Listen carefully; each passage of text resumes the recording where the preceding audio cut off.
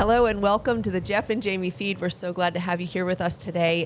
We're going into kind of a different place today because we're going to be talking about the meshing of food and entertainment.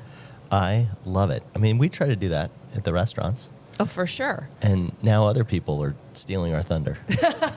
I don't know that we invented that, Jeff, but yes, I think about that a lot. It's something that completely fascinates me, how the restaurant environment truly is like this theatrical experience. It totally is. We teach our servers that. We make the spaces like that. Everything's incorporated into our dining experience. It is a sense of place. It is a special environment, and we got to, make it cool. Just because I had something in my new book, 11 Tables, about this exact topic, I brought a little excerpt to read. Oh, yeah, let's hear it. Okay. All right.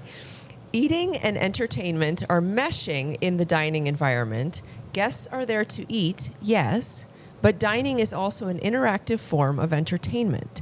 The strategic, intentional creation we work toward is imperative for building out and maintaining relevant dining rooms.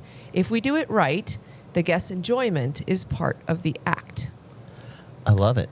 Well, I feel That's that really way so deep, much. because you're kind of finishing on the people dining are part of the characters. Absolutely. In the story. Yeah, and they don't realize it. That's what's amazing. It's like reality television, like right in the Supperland dining room, Which, by the way, I mean, that's another thing. I mean, we have actually had different television programs filming over there. We've had the Hunting Wives this year over there filming. And they keep coming to eat, which is great. And they keep coming to eat. You guys are welcome anytime you want. That's right. Absolutely. But let's talk about some of the things that we intentionally bring into the dining room to make it feel a little bit theatrical. I mean, we go to great lengths to make sure we have some of those touches. Well, first, the lighting is perfect. You're welcome. Oh, yeah, you are a lighting snob.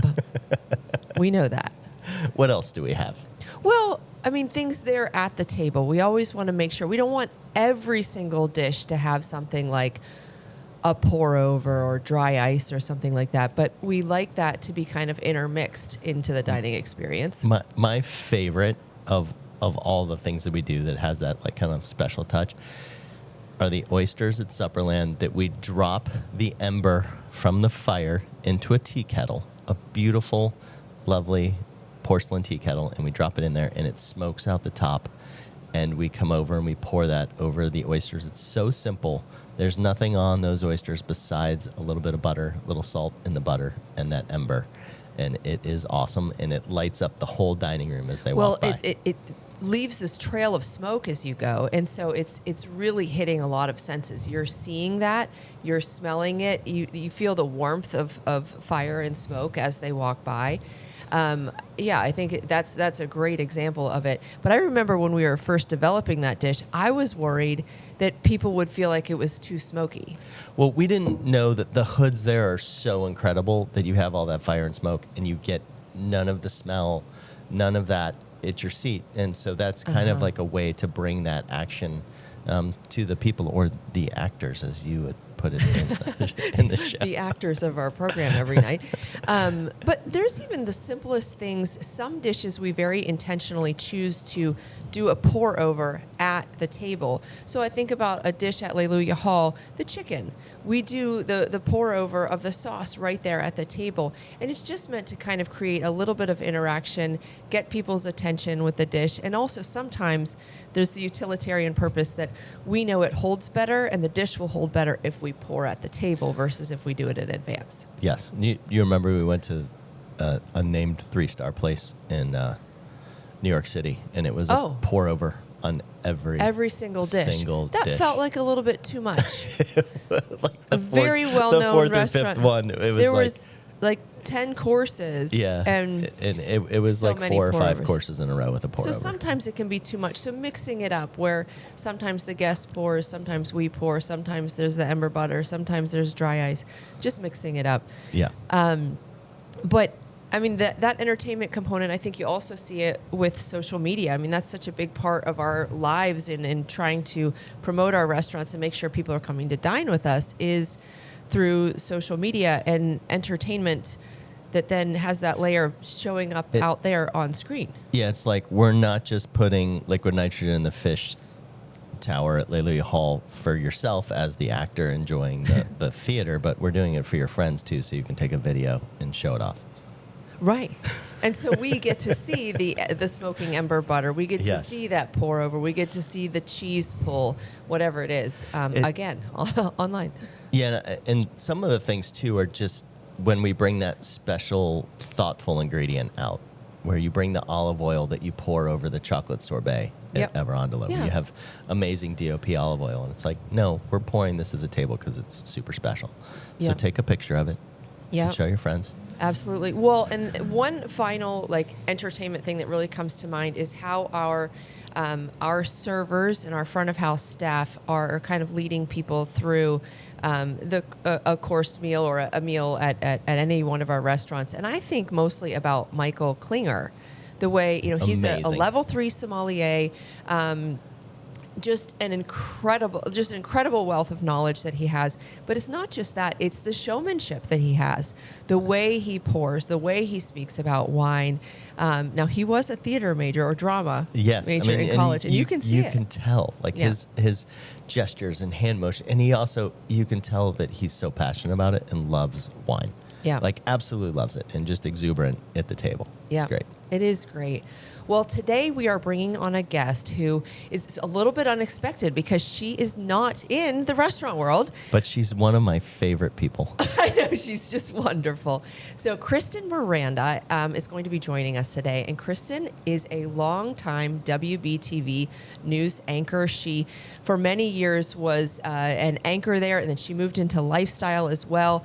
And she has always been super supportive of the food scene, too, of Charlotte, bringing on chefs and restaurant owners to talk about their places and new things going on. I think she just wanted to eat on set, but that's okay. I love that about her. Yeah, either way. Smart lady. Well, we're going to bring her on because she is with Blume Studios, and they do a lot of immersive arts. And so we're going to be continuing to talk about entertainment and culinary and how those things have really kind of come together. I love it. Let's get her in here. Sounds good.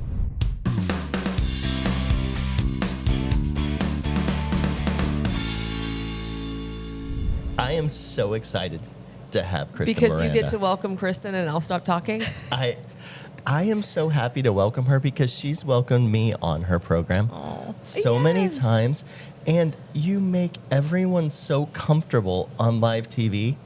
You just make it flow and make it so easy. And it's really appreciated. This is live, can too. be scary. So don't be nervous. You've only done it 10,000 times. I'm usually asking the questions, so this is a little strange for me. But that is the biggest compliment anyone can give me, to be honest, because that's the goal, right? If you're inviting people into your home and asking them questions and asking them to cook or talk about their place, you want them to feel warm and welcome. So that's actually the biggest compliment. It's like Thank you. hospitality. I never thought about TV as being like hospitality, but it is. It absolutely is. And the reality is you're going to get a better conversation out of them, right? Yeah. If they feel comfortable. So, thank you for saying that. I'm a big fan of you guys. I've been to every single one of your places. I can honestly say I've never been to this one at this hour. 8:30 a.m. at Growler's Poorhouse. It's not a hot time to be here. But it's still great. But I adore you guys. So I'm so honored to be here. Thank you for asking me. Well, thank you for being here. And we're so excited because, we've been kind of diving into and thinking a lot about, even in our life in general, about how entertainment and dining have really meshed together. And I feel like it might be a good starting point if you talk to us about the Blumenthal and how Blume Studios fits in with that. Yeah, so we are a performing arts center, but we're also so much more. And I think we've realized that some people don't love the idea of sitting in a theater for 2.5 hours while someone sings at you. I mean, I love it, but some people don't. Those people. Some people don't. And so I'm not one of those. You don't like to be operas. sung at? He hates operas. I don't I really don't like. We like get sad. the tragedy Opera's tough. Opera's tough. I mean, it's beautiful. I'm so Italian though that you Same. think Oh, geez. that it would be Here in we my go. blood. Mm-hmm. Here we go. It is not. He gets sad afterwards. It is. Yeah. It can be an emotional roller coaster for sure. Yeah. But we know that some people don't love it. So we opened Blume Studios a couple of years ago to give an alternative, something that could be more interactive, more immersive. We use the word immersive a lot, and it in the beginning meant something very specific. Now it's so many things. But it's a huge 32,000 square foot warehouse over on Moorhead Street. It's on the property of Charlotte Pipe and Foundry, which is now the Iron District. It's going to be a massive mixed use development area eventually, but we're really proud to be the first tenants there. And we you use guys that. should be proud because what I mean, we've been to some of your things over there. The space station immersive thing was so cool. We Our took the kids kids to loved it that, too. and that's one of the most memorable things I've done in Charlotte. And But then Monopoly. Monopoly was an absolute blast. We that- went for our son's birthday with just a friend of his. I literally felt like I was on a game show. It was so and fun. we didn't win because we kept sabotaging each other. So Yeah. this other group won. It wasn't right. They think they won, but you guys they won think in they your won. heart. really were the winners. It is, that's the neat thing about it. Every time you go to Blume Studios, our intention is that it will be something different. It will always surprise you. It will always delight you, and did it will always all be of new. that. Good. Yes, it was so cool. I love that you came to both of those. Those are two really great ones. They're great. How do you guys go about actually curating those experiences? It's a really cool process, to be honest. All of those experiences are coming to us from other countries, which is really cool. Right now, we have something playing at Blume Studios called The Magician's Table, and that came to us directly from London. We were their first stop outside of London.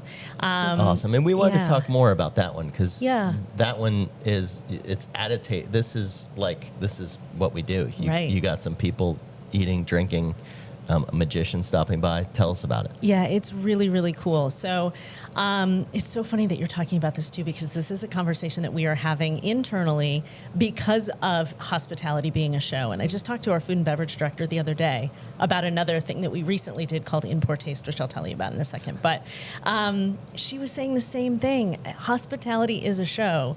And so we're obviously perfectly primed and positioned to do that. So Magician's Table came directly from London. I saw it in London. Unbelievable. It's a full night experience. You get there an hour before the show starts. There's a cocktail experience with super high-end cocktails, and the magicians are roaming around in that space and talking to you and performing small tricks and asking you questions. And then you move into the entertainment space where there are tables of small tables, 10, 12, something like that. I think 10. And you get up-close magic all night long, Oh, wow. mixed in with these collective community group tricks. And it's an experience like nothing else. Oh, it's so neat. I love that. It's really cool. That sounds really cool. That's so much. So I had asked, so you saw that in London. Is that so? That must have been Curating a these tough things. It was tough. It was Yeah. really, it's a Yes, terrible grueling, this job of grueling mine. work she does. Our Yeah. CEO travels all over the world, and he is very plugged in what's happening both in this country on Broadway. He's a lifetime Tony voter. He's, Wow. he knows Broadway like the back of his hand. He travels all over the world, and he sees these immersive experiences. He goes to the UK. He goes to Spain. He goes all over the place and finds the best of the best. And then in many cases, not all, but in many cases, will invest in those shows so that he can learn and take Oh, those wow. things other places, primarily here. And so that Charlotte audiences can experience some things that are happening in Europe that aren't happening in the U.S. Is that unique to Charlotte? Yeah. So why are we lucky to have him and this whole organization here? I think people don't realize how lucky Charlotte is. didn't know that. To have him. I mean, truly, it's his breadth of experience. What's his name? Tell Tom us. Gabbard Yep. is our CEO. He's been here for more than 20 years. And he is so plugged in and has fallen in love with Charlotte. And he and his wife, Vicky, are lovely. And they are just committed to this community and doing something here that no other performing arts center is doing in this country. So we're really lucky. Wasn't you he get to go in on- the Sunday newsletter yesterday? He was in the Charlotte Optimist in yesterday. the Charlotte Yeah. Optimist yesterday. Yeah. Michael Graff did a whole story. So cool. That's why when you're like saying his name, I'm like, I know Tom Gabbard. Yeah. Yeah. He's all over the Charlotte arts scene Yeah. for Yeah. sure. So do you get to go on some of these trips? Well, some of them. I would like to weasel my way into a few more because just they're went to New York, unbelievable. I right? did just go to New York. We're getting ready on April 20th to announce our new Broadway season for next year. Okay. And so last year we did a big TV special to announce the season.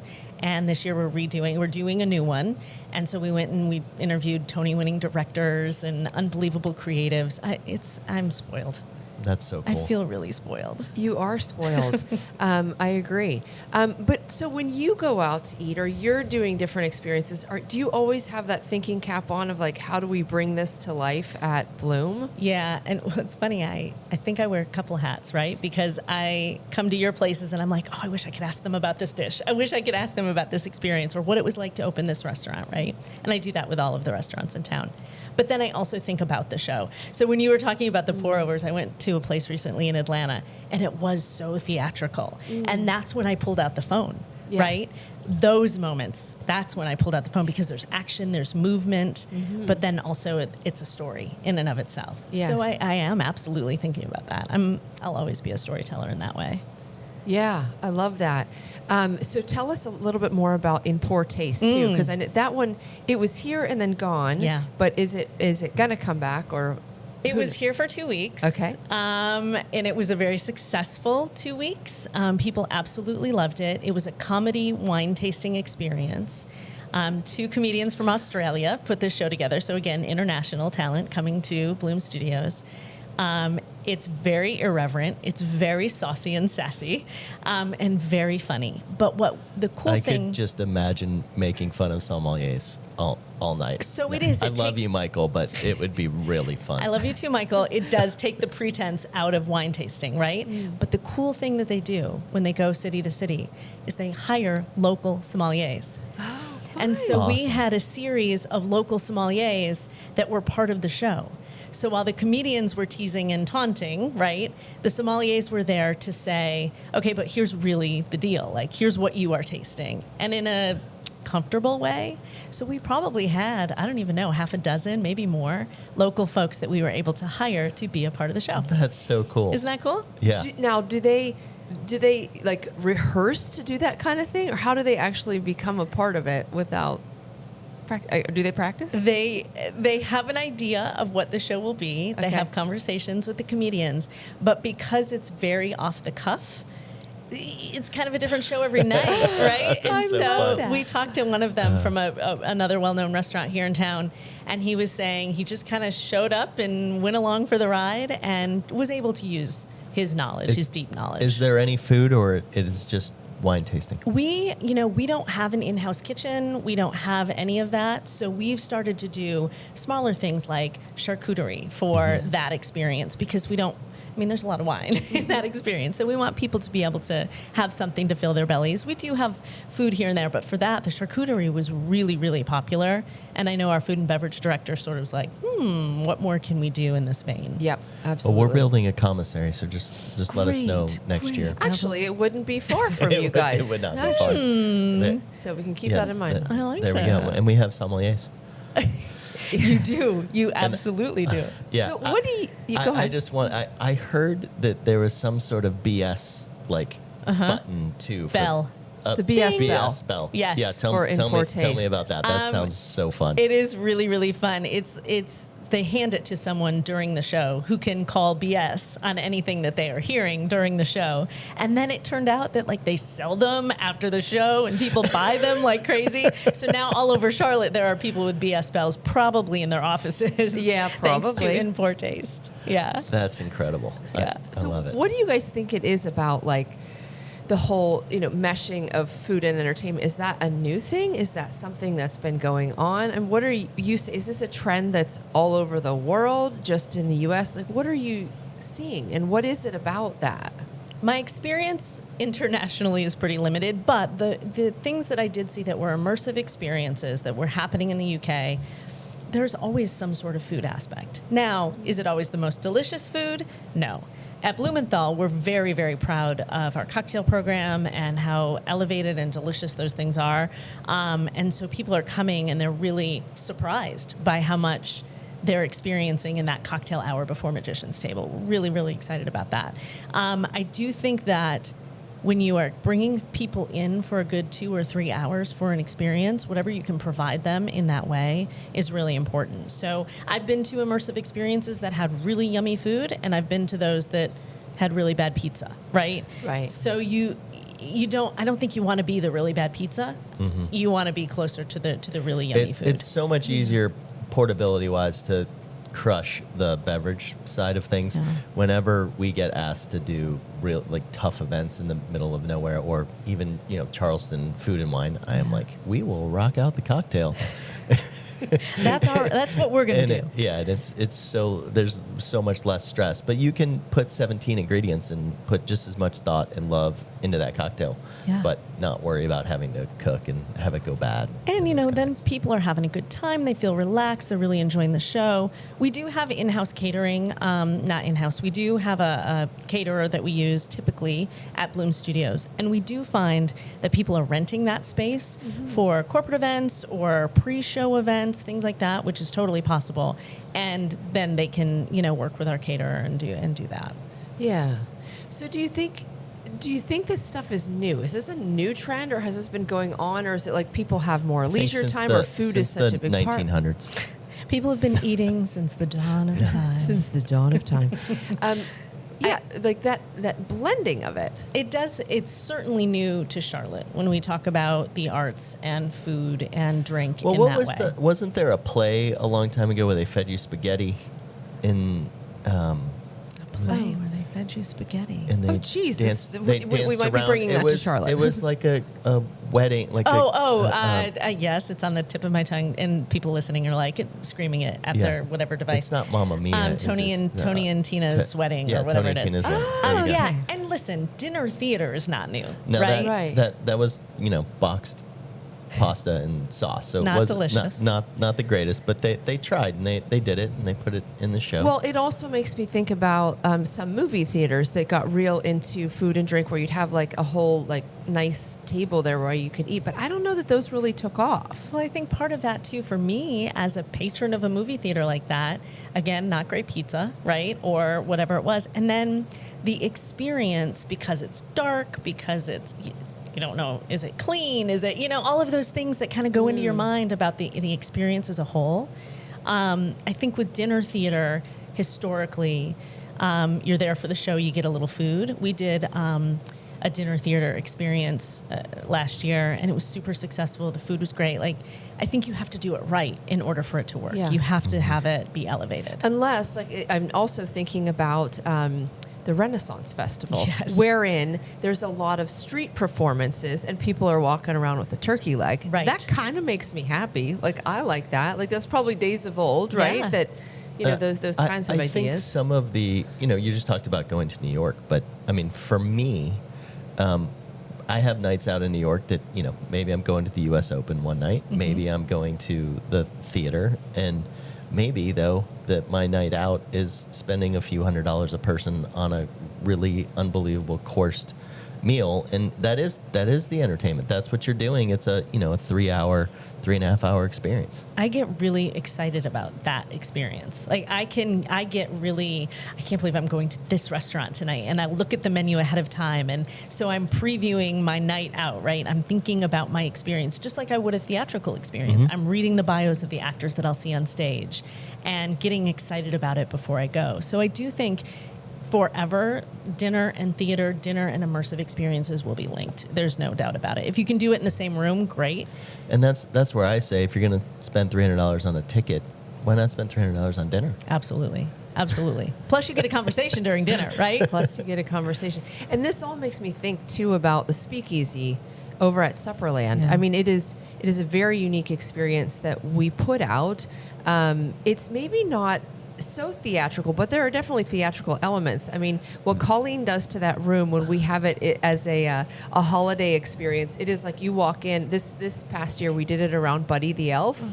And so you walk in and you are like, whoa, what? Like, Christmas threw up in the Supperland Speakeasy. And all the bartenders are wearing these ugly sweaters and dressed like elves, and it's awesome. It's really fun. And yeah, like over the fall, we did, there was a drink I remember that had like a cauldron-like feel, and they would lift up the alcohol and it would like... As it's lit on fire. Yeah, it's lit on fire. Dripping down the orange peel. How did I miss that? I don't Yeah. know, but yes. Have you been to the Speakeasy yet? You may not have been yet. I don't think I've been in the so we Speakeasy. need I've to been to have the you down restaurant. there. Yeah.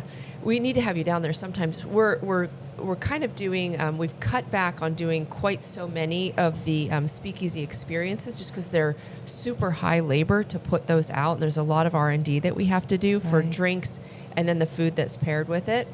But we're doing, like, a lot of times in our off weeks we do supper in the speakeasy, people can just get a reservation and dine down there, which is nice. But these experiences, we're doing like 4 a year now. Yeah, it's 4 cocktails, and we do the theme. Colleen comes up with 4 cocktails, and then the chefs pair the food to the cocktails. So we're doing it backwards from every other tasting menu that's chef driven, and it's like the cocktails are so thoughtful and so incredible, and then the food ends up like they have to keep up, right? So the chefs are working so hard to match that food up, and it's a really cool experience. And See, you guys always turn it on its head. I love that. It is fun. It just takes that theater component up to a different level. And people but it's a have small dressed group. up. They've dressed up, like Star Wars characters or Harry Potter characters, and really enjoyed things going on down there. And we see that a lot too. People will come see Six the musical and they'll be dressed as their favorite queen, or they'll come to whatever it may be, Tina, and they're dressed in a Tina Turner like fringy outfit. Fun. I think the fun thing for us now that we're doing more of this immersive is exactly what you're talking about. When you walk into a room, you feel like you're transported, right? So if you're transported to Buddy the Elf's world, for us, it's being transported to the Magician's Table world. So we have an artist who really curates and creates these experiences. And so as soon as you walk into the Magician's Table, you feel like you're in this cool, chic, dark magician's world from the very moment you arrive. And that starts the performance, even though you're an hour from the performance. I love that at Harry Potter in New York on Broadway is when you get to the theater, you're like...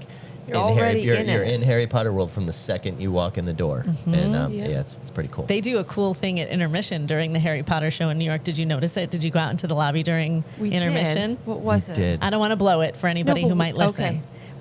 But they take that to the next level.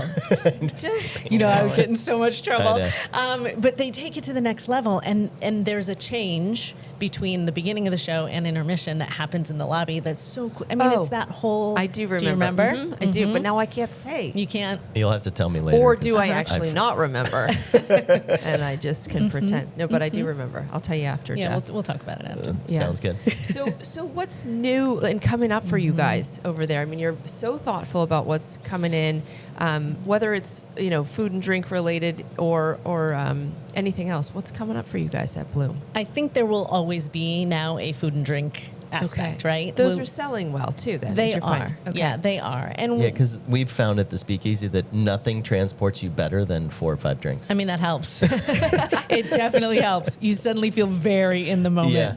No, we really. I mean, it's important to us. We think about. Because we change things all the time at Blume Studios and the setup is different on the inside. You saw it when you came for the Infinite, the space experience. The setup was completely different than when you came for Monopoly, right? And so we have to move things around. We move the bar, we move concessions, we move stuff all the time. And so we'll always have that there.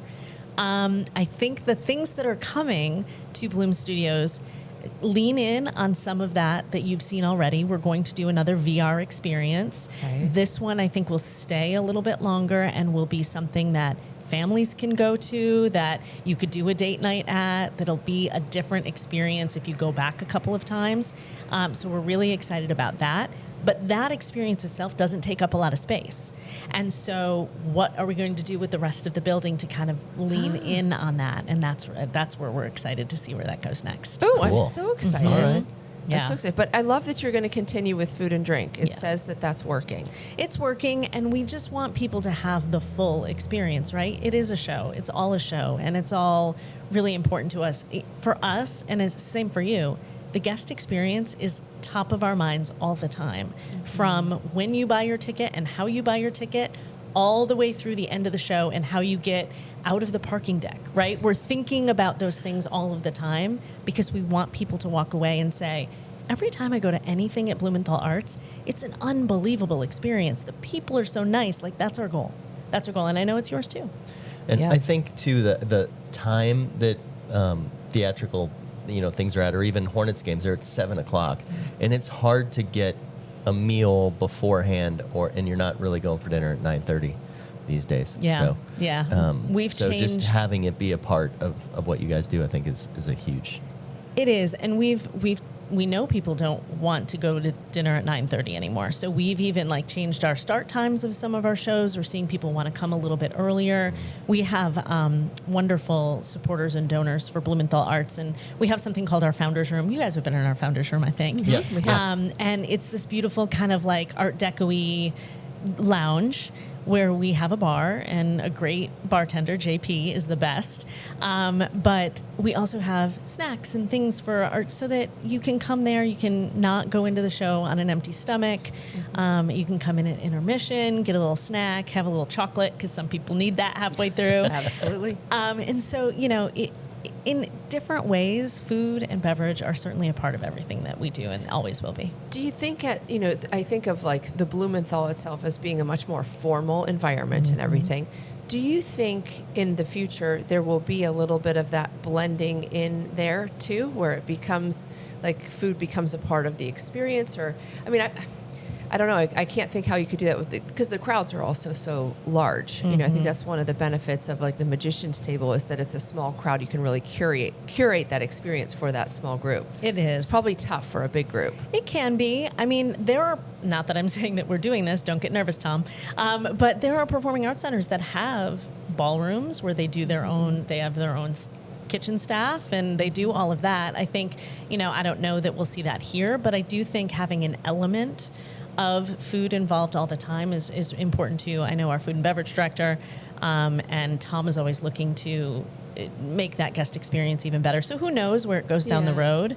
I do think Blume Studios lends to that a little bit more because of the slightly more casual nature of it. For sure. You can sit down at a table. And, Blume Studios is open even when there isn't a show happening, right? It's a community space. And so people will go in and they'll play games in the lobby or We they'll saw sit that outside. at Monopoly. They're love just that. people were just hanging out and playing games. And that doing large stuff with Jenga and Foursquare. Or not. lots of things for the kids. Connect Connect Four. Four. Yeah. Totally. Yeah. Yeah. And we have other events there all the time that rent the space and do huge events. So we're trying to make it a community gathering space. And with that, you're always going to have food. We've had food trucks out there, all of that.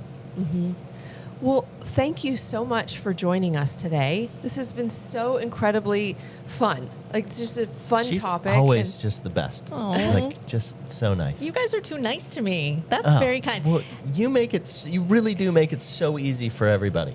You're very sweet. You're very sweet. I think that there's something that we all can do together, and I don't know what that is yet. We've talked. We're Kristen working and on I it. have had lunch before, and we've talked about some things. What could we do that would be fun? You got Sounds any great. ideas, Jeff? We don't have before enough going on. No, so you that don't. That sounds great. That's the other Would thing. love to- How are you? How? You I also knew have she'd a turn it on us family. like it's her She turn did. to She's ask a Of course. reporter. She's a reporter. But- She's used to asking questions. Really though, how are you? Family, restaurants, bars, book, podcast, PBS show. How are you? How? Well, you're Well- seeing the podcast. Jamie's already written her book. That's done. You still have to promote it, girl. You Yeah, gotta get I other know. people to read Boy, it. It's a thing, isn't it? It is a thing. She's already an But Amazon as you can bestseller. see, I love it. If you look around, we have people in this room, and that's just for this podcast. When we go to, in our restaurants, you walk in the doors, you a lot of times won't see us. It's because we've got these incredible people who are there actually orchestrating all of the Mostly restaurants. nobody lets me do anything anymore because It's they better. know they do it better than I do. So really, I don't have much to do because Jeff is getting very good at delegating. Yeah, I'm Jeff's in New York. Let's do all the things. So limited in ability. Yes, Good. that's I don't right. think that's true. I think you are the ducks with the smooth on top and the feet going crazy under the water. That's what I think like you it. guys are. No. I like it. Well, we're so excited to see what comes next to Blume Studios because we have loved the experiences that we've had. And if you all haven't checked it out, please make sure you do. What's the website, the best one to go to? BlumenthalArts.org is our website. That will get you to everything that is performance related, whether it's in our theaters. We have 4 Uptown theaters or Blume Studios. And if you are buying tickets, make sure you only buy them at BlumenthalArts.org. That's the safest and the best place to buy them. Okay, great. Well, we hope to see you guys there at Blume Studios sometime. We love those experiences and cannot thank you enough for all the support over the years and then also for coming here to chat with us today. I'm so honored you asked me. Thank you very much. You're Thank welcome. you, Kristen.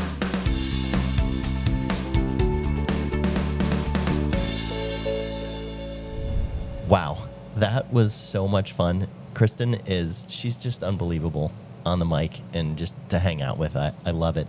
But as I look back over the last 2 years, some of the most memorable experiences we've had have been with Blumenthal, going to Hamilton, doing Monopoly, doing the space station. Just incredible things going on there. Oh, absolutely. I think one of my biggest takeaways from that conversation is that they think about their experiences similar to how we think about ours. We're trying to be very thoughtful about every single touch point and every single moment that someone is within our borders. And, I think sometimes we don't think about this part, but she is thinking about that place where when they arrive to park and then walking in and then being greeted, of course, like we kind of meet them at the door, but thinking about that piece kind of getting to the building. Just think about how nice their ticket takers are. And if you don't have their tickets, they'll print them out for you and do all those things. And think about the subtle change from, 10 years ago of where they're not snooty anymore. They let you drink in your seat. Yes. Right? Like with a covered cup maybe. Like or they whatever. are trying to be as efficient as possible at the break, halftime, and get your drink and get back out to your and seat. make sure everybody is enjoying their experience to the utmost. Mm-hmm. And I think we certainly want people to do that as well, and we're always thinking about that. But it's so interesting to see how that really impacts other industries too. How they have to be just as thoughtful because people are spending time and a lot of money. And it's the same thing with us. When you go to dine at any of our restaurants, it's not cheap to eat out anymore, No. Unless you're just grabbing a sandwich and running out the door. But it's not cheap. And so they're spending, those hours with you and the money with you. And so making sure that every single moment is really thoughtful. I love it. Well, that was fun. Yes, well, and you, Mr. Hospitality, I know that stuff that you care about. So, it is. Well, yes, it was a treat having Kristen on. And if you all would just comment, please share. We would love to hear from you guys too. And thanks for listening, and we'll catch you on the next one.